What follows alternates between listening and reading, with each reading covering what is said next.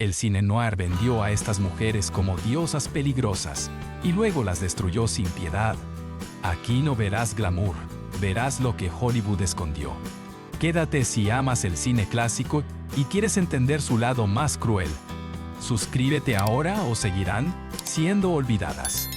Number 1. Gloria Graham. Nacida en 1923 en Los Ángeles, Gloria Graham fue uno de los rostros más inquietantes del cine noir clásico. No era la belleza perfecta del sistema, y justamente por eso Hollywood la necesitó.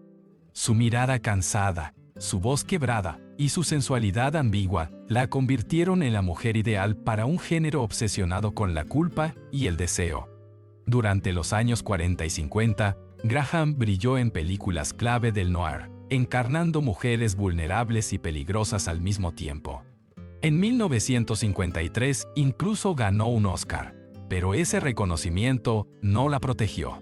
El sistema que la había elevado empezó a verla como un problema, demasiado intensa, demasiado frágil, demasiado difícil de controlar. Fuera de la pantalla, su vida personal se volvió un campo minado. Escándalos familiares, relaciones destructivas y una reputación cada vez más incómoda para los estudios sellaron su destino. Hollywood no perdona a las mujeres que envejecen ni a las que dejan de obedecer, y Graham fue ambas cosas. Con el paso de los años, los papeles desaparecieron. Pasó de protagonista a actriz secundaria, luego a casi nada.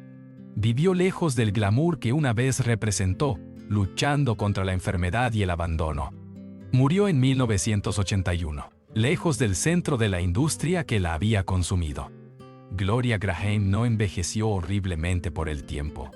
Envejeció así porque Hollywood la exprimió hasta el final y luego fingió no conocerla.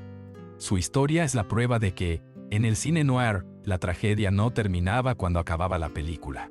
Number 2. Elizabeth Scott. Nacida en 1922 en Scranton, Pensilvania, Elizabeth Scott fue una de las voces más reconocibles del cine noir. Grave, áspera, casi masculina. Hollywood no la eligió por suavidad, sino por su dureza. En una época obsesionada con la femme fatale, su presencia transmitía peligro incluso cuando permanecía en silencio. Durante los años 40, Scott se convirtió en un rostro habitual del noir. Interpretaba mujeres frías, calculadoras, emocionalmente inaccesibles. El público la identificó rápido, pero ese reconocimiento fue también su condena. Los estudios no supieron, o no quisieron, verla fuera de ese molde. Siempre la misma mujer, pantalla. Siempre la misma sombra. A diferencia de otras actrices, Elizabeth Scott no protagonizó grandes escándalos públicos, pero Hollywood creó uno igual. Su vida privada fue objeto de insinuaciones constantes, utilizadas para debilitar su imagen cuando dejó de ser rentable. En el sistema de estudios, el silencio también podía destruir. Con el paso del tiempo, los papeles se redujeron sin explicación. No hubo transición digna ni personajes maduros. Simplemente dejó de encajar. Scott se retiró joven, no por elección artística, sino porque la industria ya no tenía uso para ella. Vivió el resto de su vida lejos de los focos, casi borrada de la memoria colectiva. Murió en 2015, tras décadas de anonimato para alguien que había sido esencial en la estética noir. Elizabeth Scott no cayó de forma escandalosa. Su final fue más cruel: desaparecer lentamente mientras el cine que ayudó a definir seguía avanzando sin mirarla atrás. Number 3. Peggy Cummins.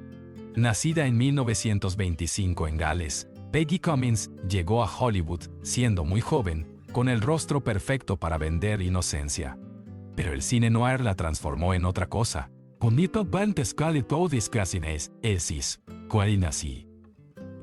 En los años 40 y principios de los 50, su imagen dejó de ser dulce para volverse peligrosa, inquietante, inesperada.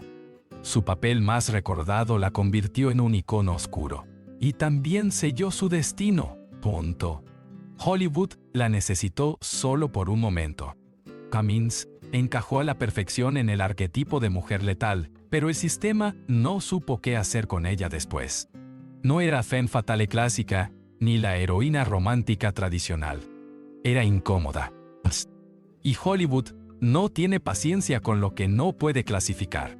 Tras su mayor éxito, los papeles comenzaron a desaparecer. No hubo una caída pública, ni escándalos que justificaran el abandono. Simplemente dejó de recibir oportunidades. El cine noir cambiaba, el mercado se movía, y Peggy Cummins quedó atrapada entre dos épocas que ya no la querían. Regresó al Reino Unido, lejos del centro del poder cinematográfico. Su carrera continuó de forma irregular, sin el brillo ni la protección que una vez pareció prometer Hollywood. Mientras otras estrellas eran recicladas, ella fue olvidada. Peggy Cummins envejeció fuera del foco, lejos del mito que había ayudado a crear. No fue destruida por excesos ni por titulares, sino por algo más silencioso: la indiferencia de una industria que solo supo verla cuando era útil. Su historia demuestra que, en el cine noir, a veces el final más cruel no es morir joven, sino sobrevivir sin que nadie vuelva a mirar atrás. Number 4. Mary Windsor. Nacida en 1919 en Utah, Mary Windsor fue una de las femmes fatales más implacables del cine noir. Su mirada dura, su presencia dominante y su energía agresiva la convirtieron en la villana perfecta de los años 40. En pantalla no pedía permiso, intimidaba, manipulaba y destruía. Hollywood la usó exactamente para eso. Windsor fue encasillada como la mujer peligrosa, la antagonista, la amenaza sexual que debía ser castigada al final de la historia. Funcionó tan bien que el sistema nunca le permitió ser otra cosa. Cada papel reforzaba el mismo molde, cada película la encerraba un poco más. Mientras otras actrices lograban transiciones hacia roles más complejos, Mary Windsor quedó atrapada en el circuito del cine negro y las producciones de bajo presupuesto. El problema no fue el talento, sino la etiqueta.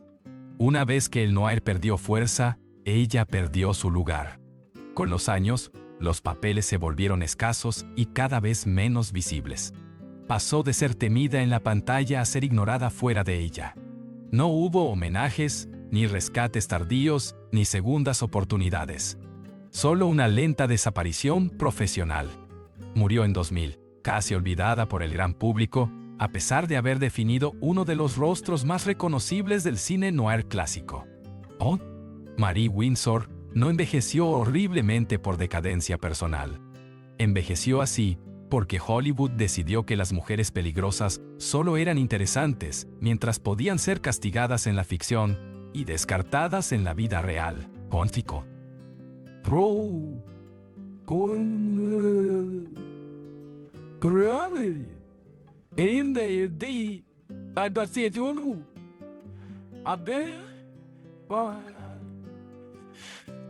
Number 5. Jan Sterling. Born in 1921. In New York City, Jan Sterling was never meant to be decorative.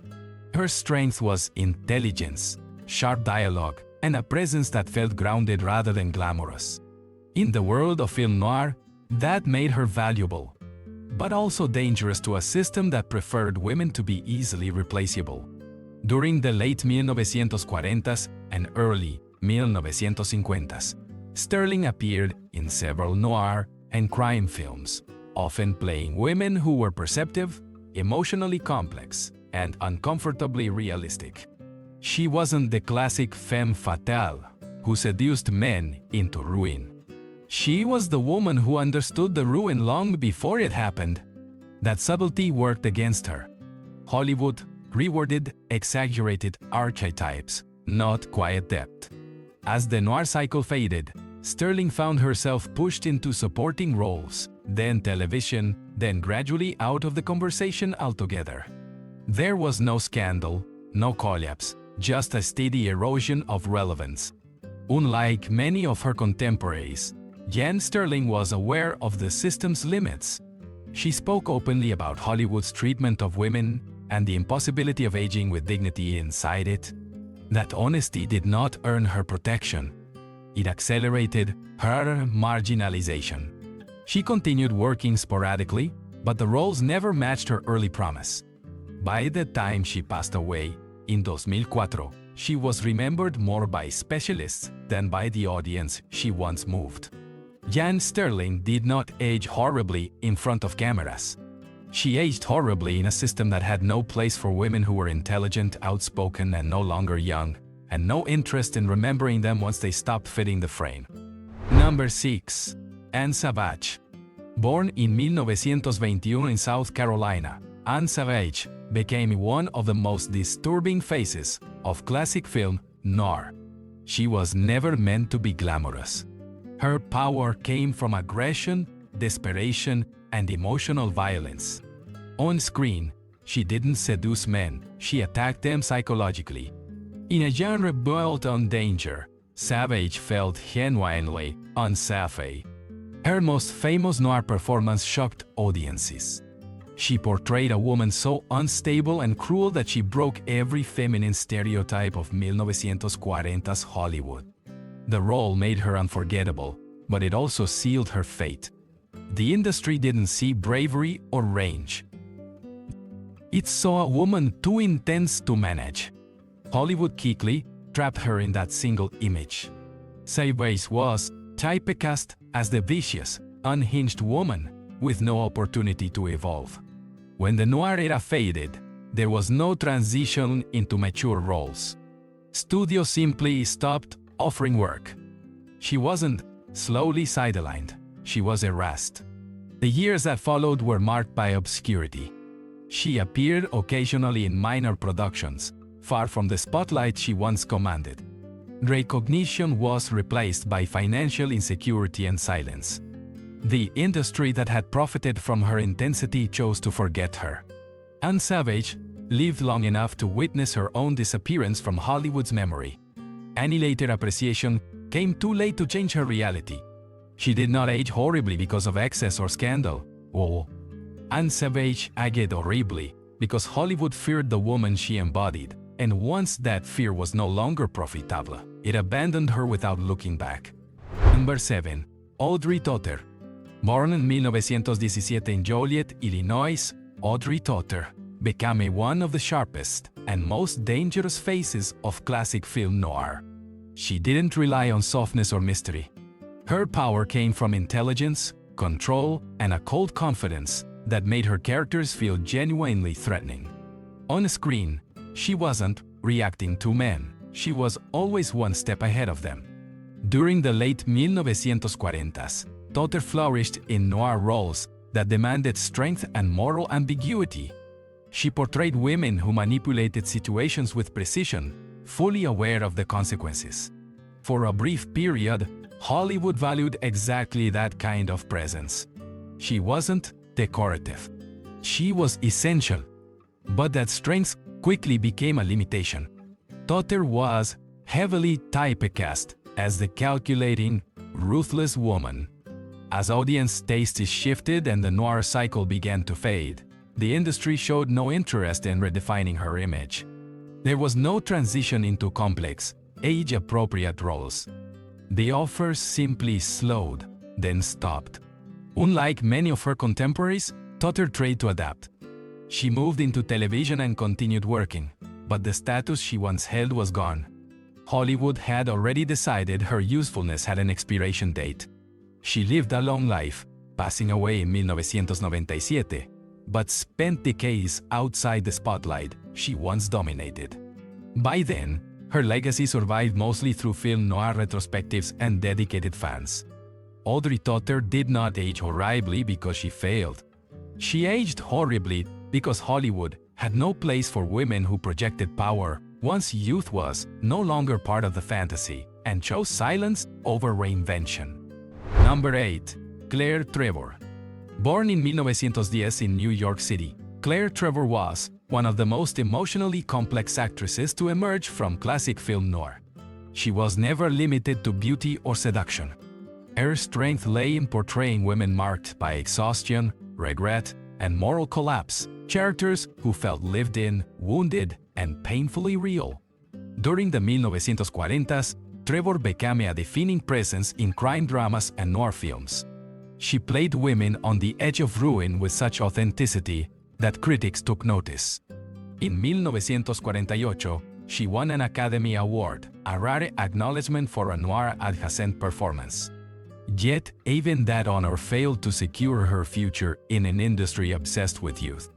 As Hollywood evolved, Trevor's value quietly diminished.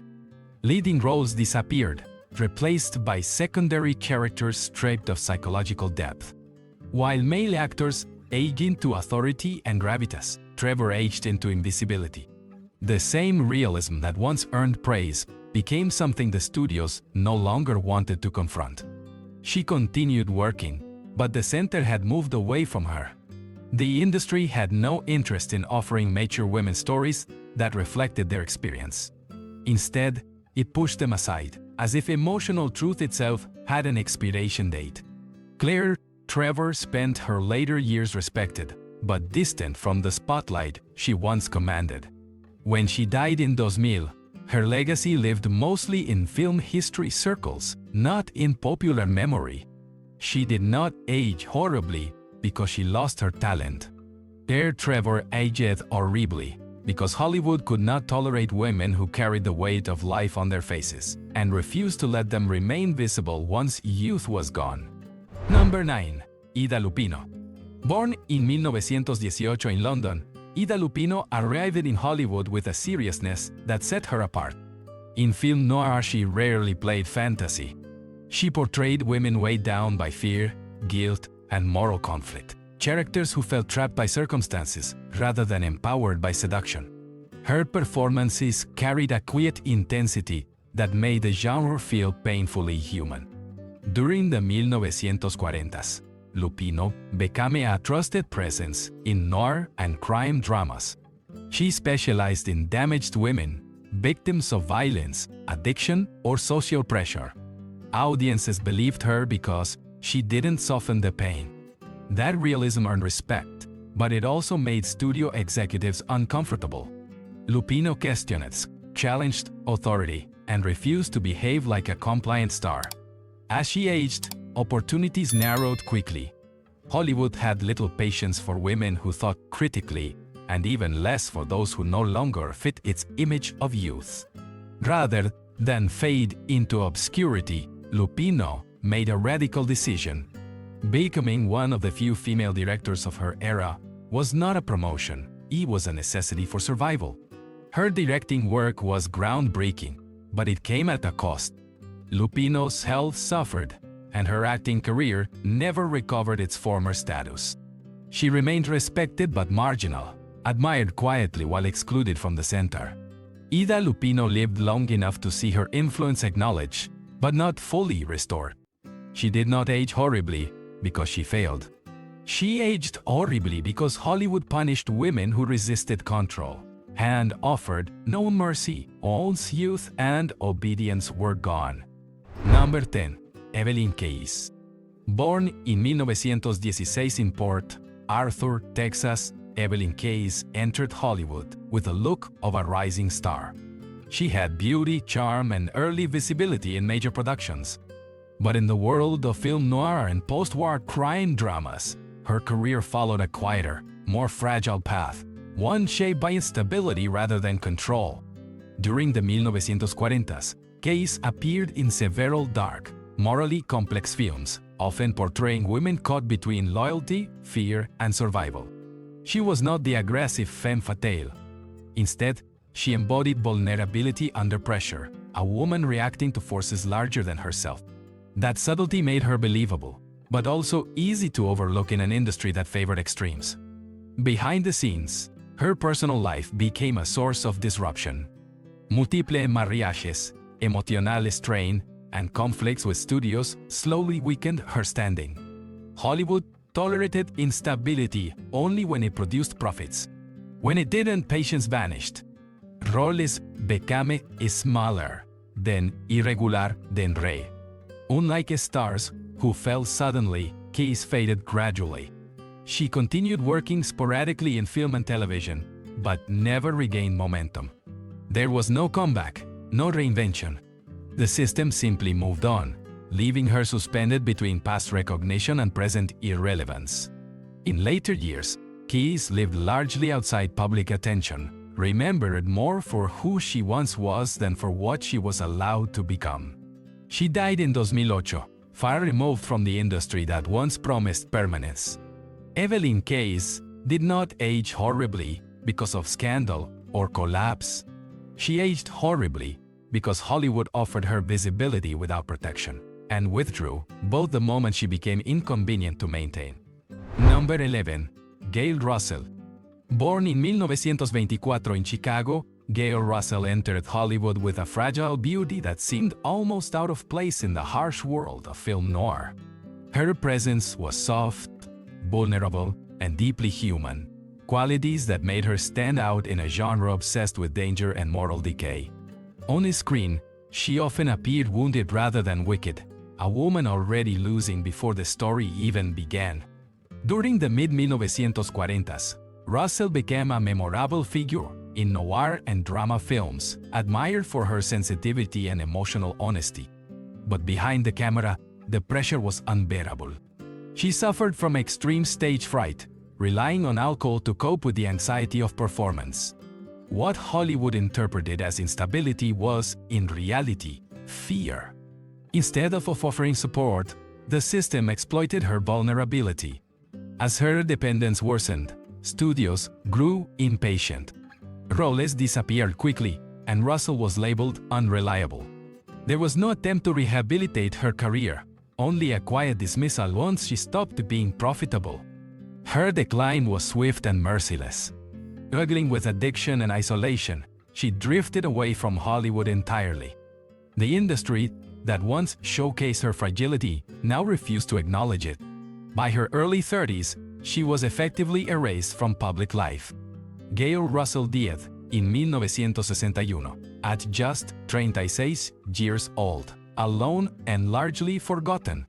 Her death barely registered in the culture she had briefly touched. She did not age horribly in years, but in abandonment. Gail Russell aged horribly because Hollywood saw her pain as a flaw, not a responsibility, and discarded her the moment it became inconvenient to look at her suffering. Number 12. Joan Dickson. Born in 1930 in Los Angeles, Joan Dickson entered Hollywood at a moment when film noir was beginning to harden. She had the look studios wanted: youthful, sharp, and capable of suggesting danger beneath innocence. Early roles placed her close to the noir world, where emotional tension mattered more than glamour. In the late 1940s and early 1950s, Dickson appeared in crime dramas and noir adjacent films, often playing women caught between ambition and vulnerability. She showed promise, but never received the sustained backing that turned potential into permanence. Unlike established stars, she was always replaceable in the studio hierarchy. Behind the scenes, Dickson's career was undermined by instability and health problems.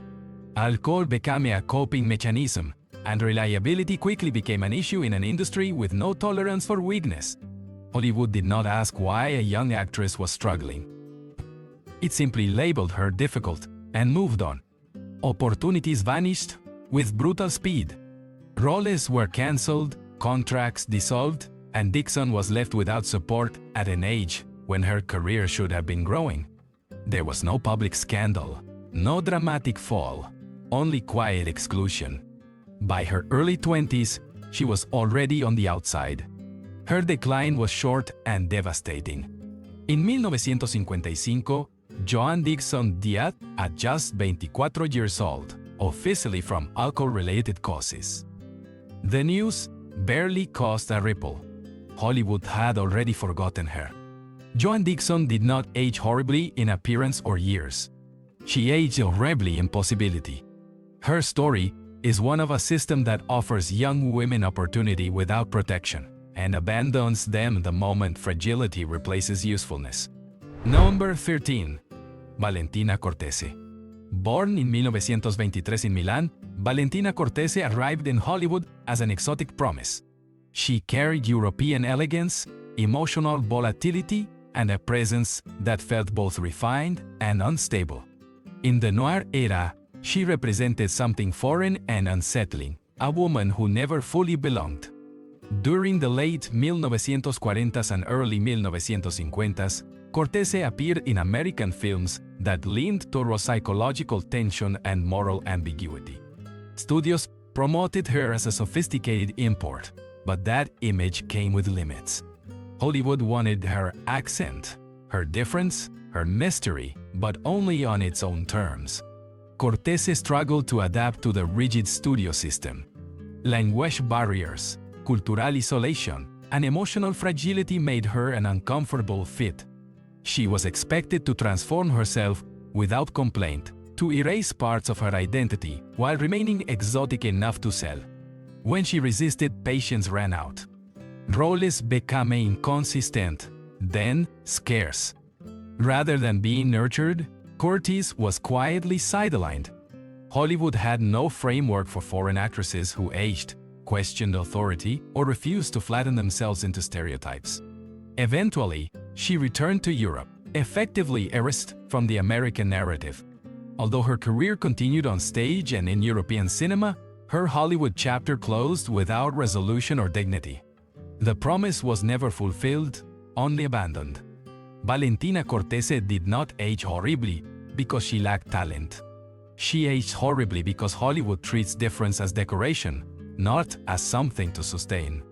11. Her foreign mystique became inconvenient. The system simply let her disappear. Number 14. Ruth Roman. Born in 1922 in Lynn, Massachusetts, Ruth Roman entered Hollywood with the look of a conventional leading lady, but her career unfolded in darker territory.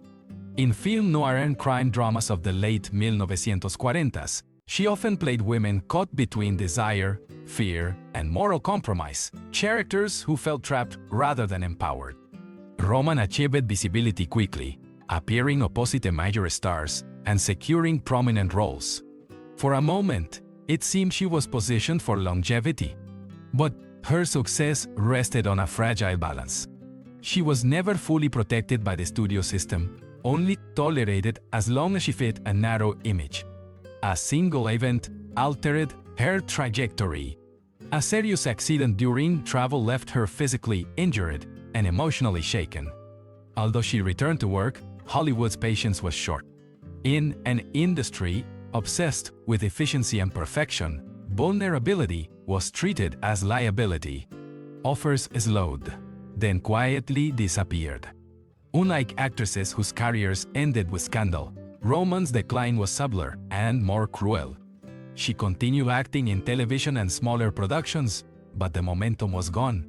There was no path back to leading roles, no effort to reframe her image as she aged.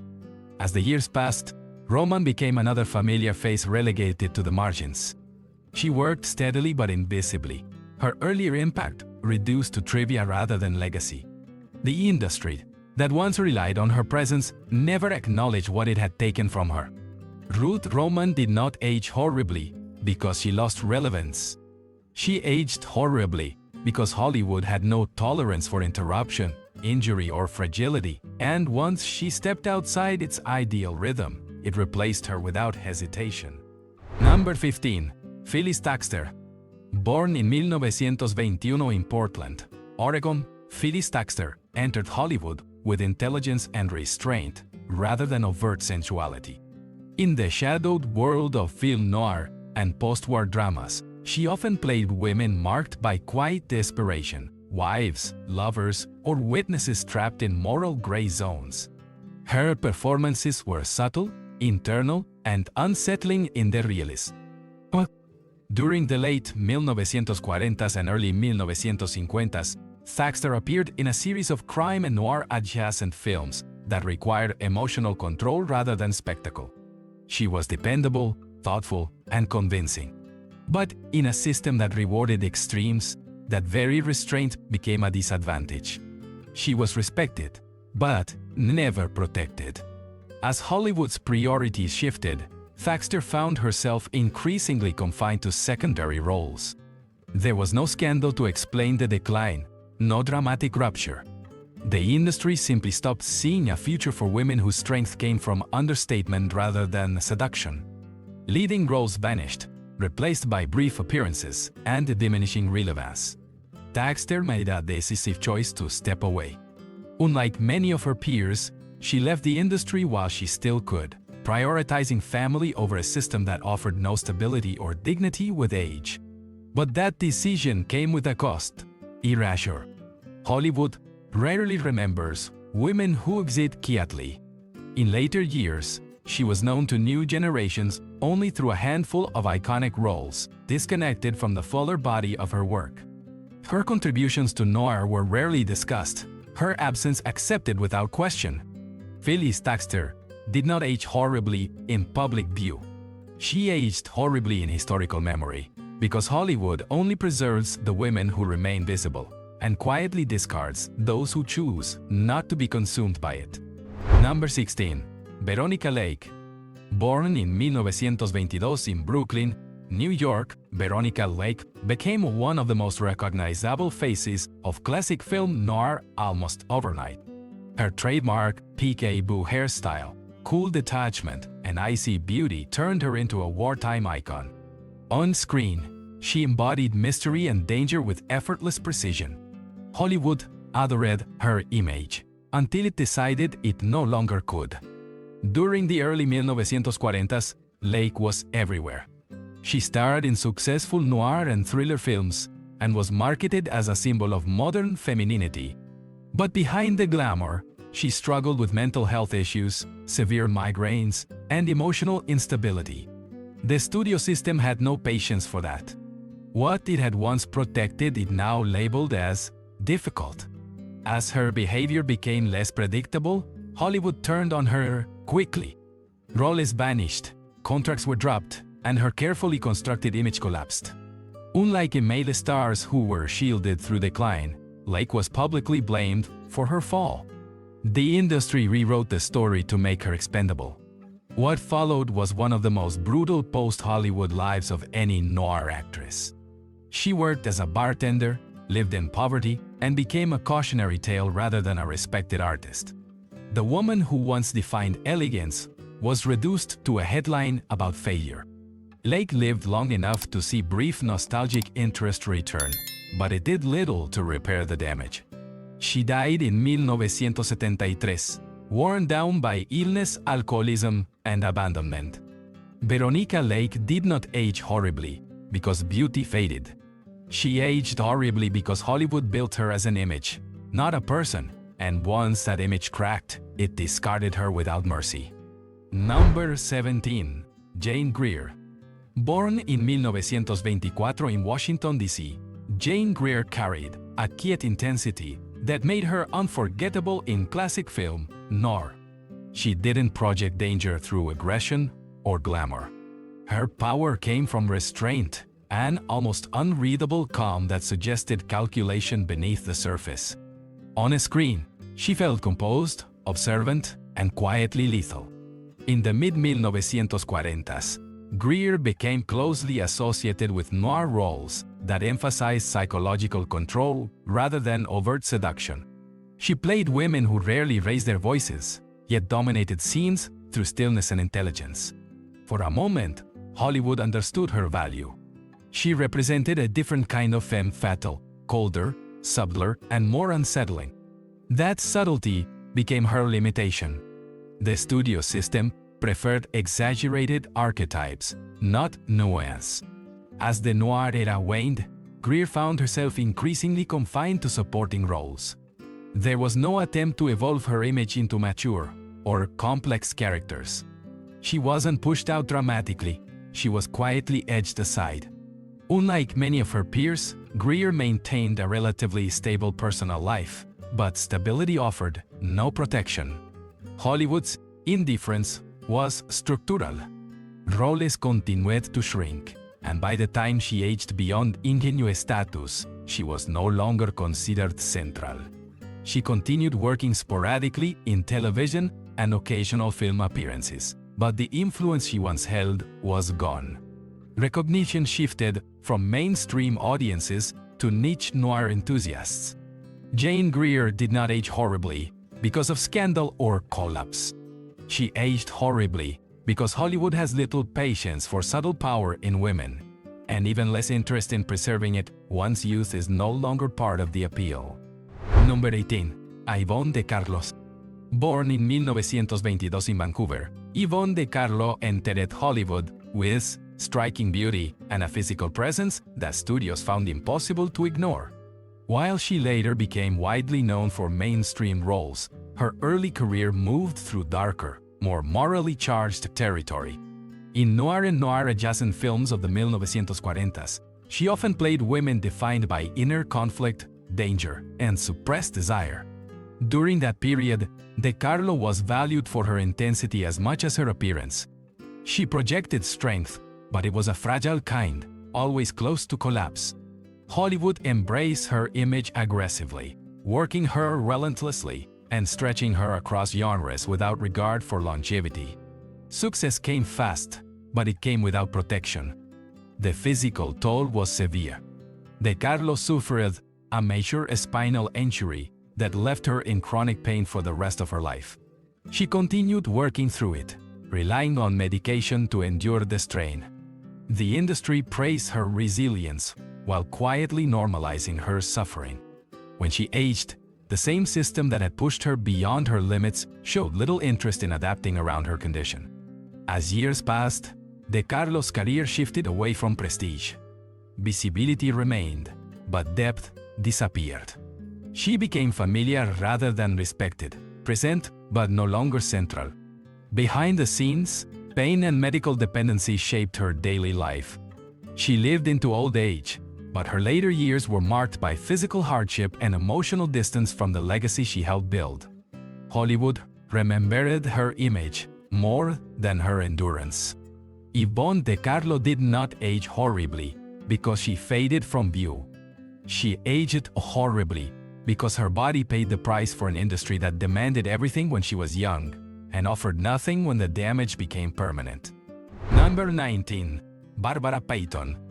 Born in 1927 in Cloquet, Minnesota, Barbara Payton arrived in Hollywood with the kind of beauty the studio system loved to sell: blonde, confident, and immediately visible.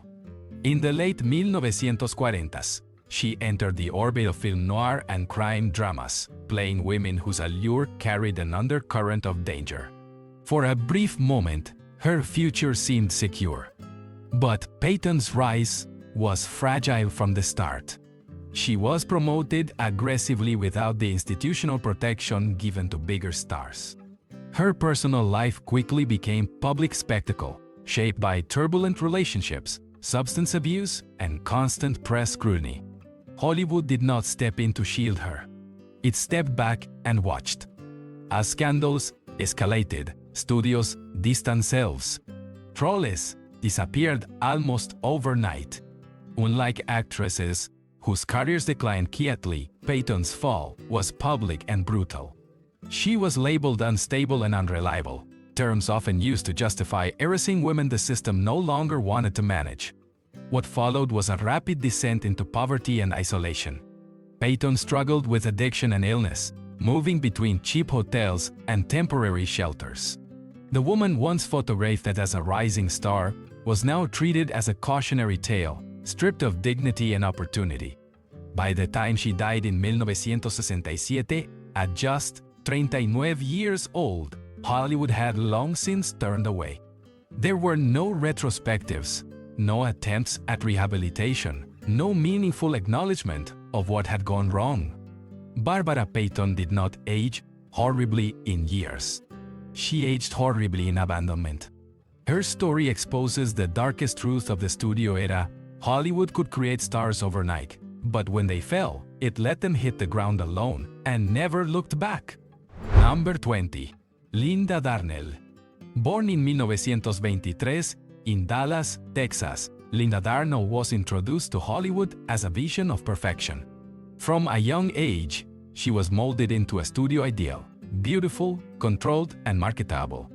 In the late 1940s, her career drifted into darker territory, where film noir exposed a depth that glamour alone could not hide.